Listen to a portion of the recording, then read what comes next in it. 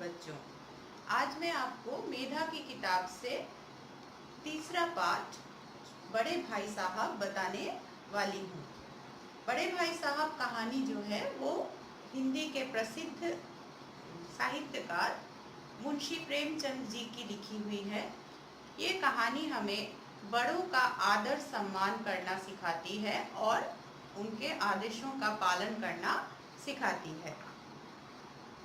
मेरे भाई साहब मुझसे 5 साल बड़े थे, लेकिन केवल 3 दर्जे आगे। लेखक कह रहे हैं कि उनके बड़े भाई साहब उनसे उम्र में 5 साल बड़े थे, लेकिन स्कूल की कक्षा में 3 क्लास ऊपर पढ़ते थे। उन्होंने भी उसी उम्र में पढ़ना शुरू किया था जब मैंने शुरू किया। उन्हें मेरी निगरानी का पूरा और जन्मसिद्ध अधिकार था और मेरी शालीनता इसमें थी कि उनकी बातों का पालन करूं। तो चूंकि वे उनसे बड़े थे 5 साल के, तो इसलिए वे उन पर, बड़े भाई उन लेखक पर अपना अनुशासन जताते थे, मतलब उनको डांटते फटकारते थे उनकी गलतियों पर।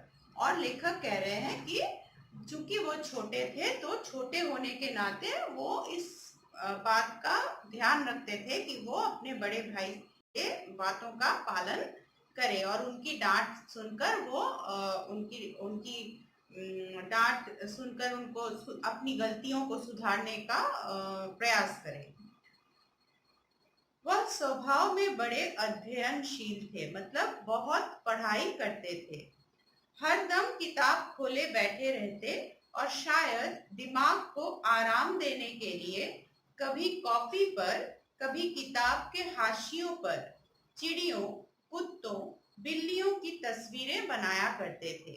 तो इनके बड़े भाई साहब जो थे वो बहुत पढ़ाकू थे, हमेशा किताब खोलकर बैठे रहते थे और कभी कभी अपने आप को थोड़ा सा फ्रीडम देने के लिए, थोड़ा सा रिलैक्स करने के लिए वो कॉपी के मार्जिन में या किताब के मार्जिन में कुत्ते बिल्लियों की तस्वीरें बनाया करते थे।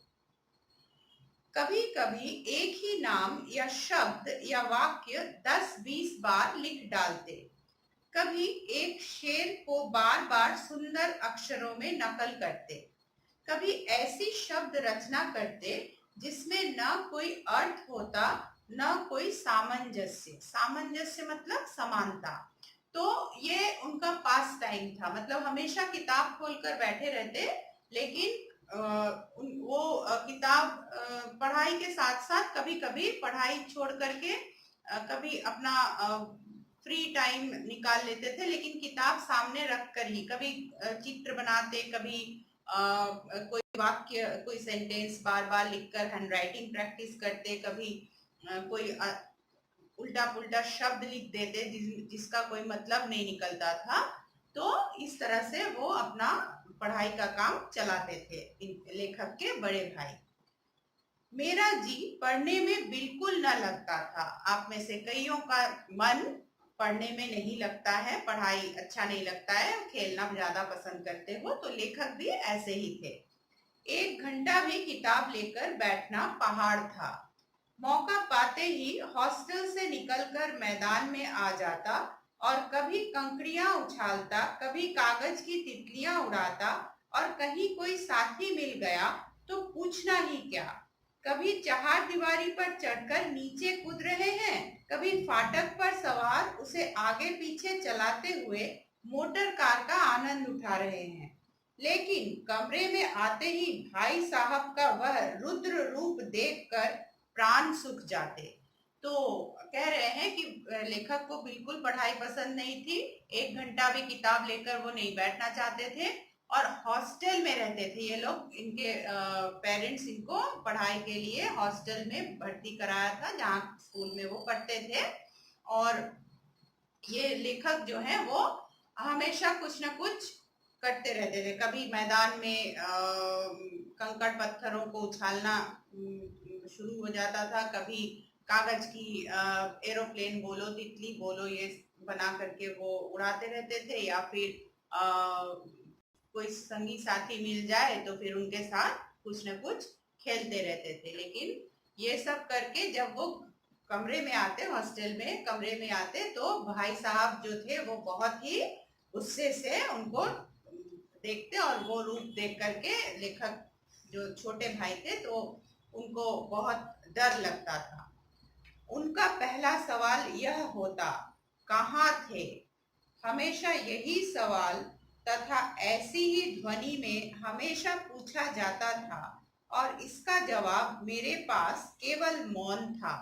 तो हमेशा वही सवाल पूछते थे जब भी लेखक बाहर से खेल कूद कर आते थे, पढ़ाई छोड़कर, तो कहाँ थे ये पूछते थे, बड़े ही गंभीर स्वभाव में हमेशा यही बात पूछते थे। और इसके जवाब में लेखक जो है वो चुप ही रहते थे, कोई जवाब नहीं देते थे कि मैं बाहर खेल रहा था। मतलब पढ़ाई के वक्त वो पढ़ाई करना छोड़ करके वो उस वक्त वो खेल रहे हैं। भाई साहब ऐसे ही गुस्सा है, अगर मैं पलट के जवाब दूंगा तो और भी ज्यादा गुस्सा हो जाएंगे। मेरा मौन कह देता था कि मुझे अपना अपराध स्वीकार है, और भाई साहब के लिए इसके सिवा और कोई इलाज ना था कि स्नेह और रोष से मिले हुए शब्दों में मेरा सत्कार करें। तो उनको ये बताते हुए साहस नहीं होता था कि वो जरा बाहर खेल रहे थे, वो चुप्पी साधे रहते, और ये चुप्पी ही उनका जवाब था कि वो पढ़ाई के वक्त पढ़ाई नहीं करके बाहर खेल रहे थे। और भाई साहब भी चूंकि वो बड़े थे और ये छोटे थे, तो उनसे प्यार भी करते थे, छोटा भाई होने के नाते, तो इसलिए वो डांटते भी थे, तो उस डांट में उनका प्यार ही नजर आता था। प्यार से ही डांटते थे, वो ज्यादा जोर से या गलत तरीके से नहीं डांटते थे भाई को। मैं उनकी डांट सुनकर आंसू बहाने लगता। जवाब ही क्या था, अपराध तो मैंने किया, डांट कौन सहे। भाई साहब उपदेश की कला में निपुण थे। मुझे तो चक्कर आ जाता था, लेकिन घंटे 2 घंटे के बाद निराशा के बादल छट जाते, और मैं इरादा करता कि आगे से खूब जी लगाकर पढ़ूंगा। तो ये जब डांटते थे, स्नेह से ही डांटते थे, तो छोटा होने के नाते डांट थोड़ा सा भी सुनते थे तो उनको रोना आ जाता था। और भाई साहब खूब सारा लेक्चर देते थे कि वक्त बर्बाद कर रहे हो, पढ़ाई नहीं कर रहे हो, वगैरह वगैरह। तो ये सब कुछ सुनने के बाद लेखक का बिल्कुल मतलब मन उदास हुआ जाता था, लेकिन 1-2 घंटे के बाद फिर वो ठीक हो जाते थे, और फिर मन ही मन वो प्रण भी करते, मतलब प्रॉमिस भी करते कि आगे से वो इस बात का ध्यान रखेंगे कि वो पढ़ाई के वक्त बाहर जाकर नहीं खेला करेंगे। झटपट बने एक टाइम टेबल में खेल कूद का कार्यक्रम बिल्कुल नहीं रहता। तुरंत वो एक अपना रूटीन बना लेते जिसमें वो बिल्कुल भी खेलने कूदने का वक्त नहीं रखते थे, केवल पढ़ाई पढ़ाई पढ़ाई। प्रातः काल उठना, 6 बजे मुंह हाथ धो नाश्ता कर पढ़ने बैठ जाना। 6 से 8 तक अंग्रेजी, 8 से 9 तक गणित, 9 से 9:30 तक इतिहास, फिर भोजन और स्कूल।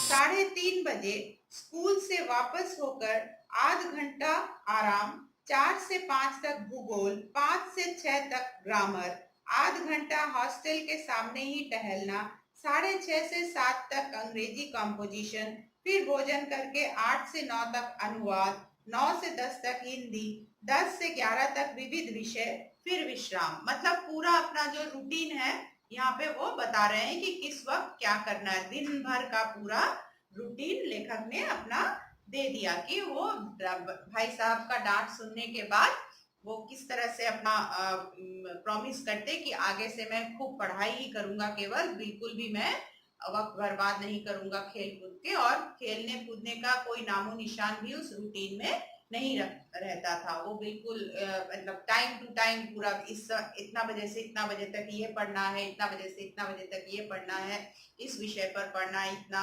स्कूल से आने के बाद क्या करना है, कितनी देर तक बाहर टहलना है, मतलब ये सारा कुछ वो टाइम टेबल में इंक्लूड करके रखते हैं। एकदम स्ट्रिक्ट टाइम टेबल। आप इसको पढ़ेंगे जो तो आपको पता चलेगा कि बिल्कुल एकदम पढ़ाई से भरा हुआ टाइम टेबल था, थोड़ा सा भी उसमें रिलैक्स होने का कोई मौका नहीं था, पढ़ाई से रिलैक्स होने का कोई मौका नहीं था।